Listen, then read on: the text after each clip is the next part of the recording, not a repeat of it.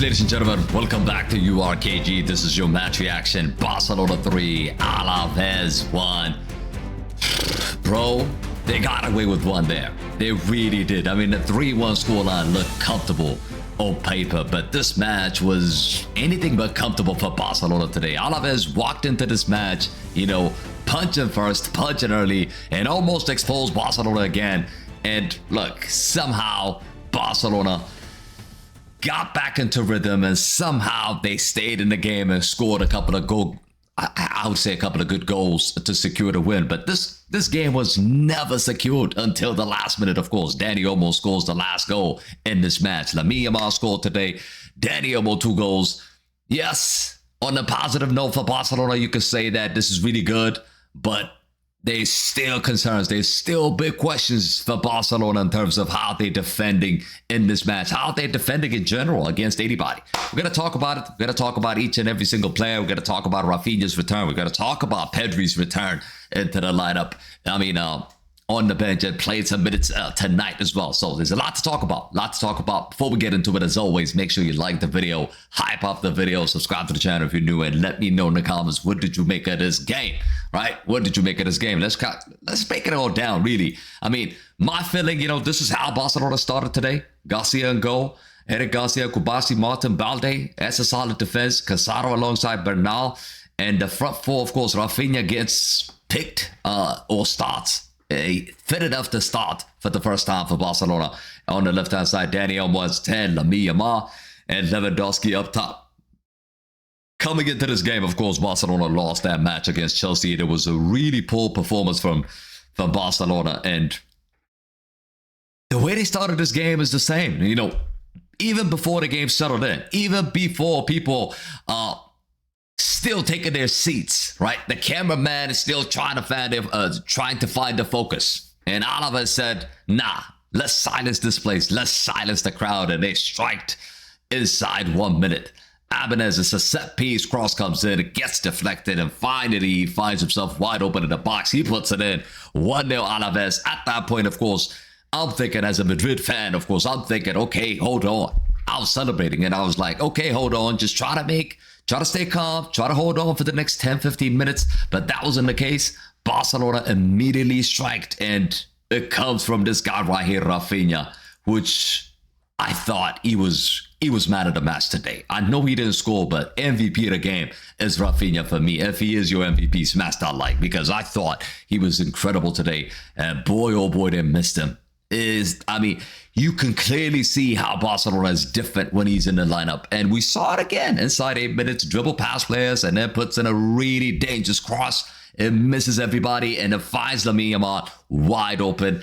He could have missed from there. Kitty, really, he puts it to the roof of the net. 1-1. And Barcelona, after that, they just started to tick, and they started to click in the match. And Alavés were just hanging on at that point. But again, Alavés always looked threatening on the counterattack. And before Barcelona got their second goal, Alavés had an opportunity, a big opportunity to score the second goal. I think it was this guy, find himself open. Really, really open in the back post. A good ball comes in. The first time Garcia dives and thought it was going to be a shot, but he was on the floor. While he was on the floor, the second player had an opportunity to just lift the ball over him, but he didn't. He just hits it on Garcia, and Garcia made a huge save. Look, people don't really talk about Garcia, by the way. This guy here, he is the next Courtois, or should I say the Courtois of Barcelona. He has been incredible. Even last season we saw it, and he was injured for a while. Now he is back, and he's always making saves. He's always making saves one-on-ones. He's always saving Barcelona, and we saw it again today. It could have been 2-1 easily for Alavés. They missed that chance, but before you blink your eyes, Barcelona win the other end. 2-1. And again, who started it off? Raphinha on the left-hand side. Again, just chaos. He was just chaos on that left-hand side. They couldn't bear with him. They couldn't handle him.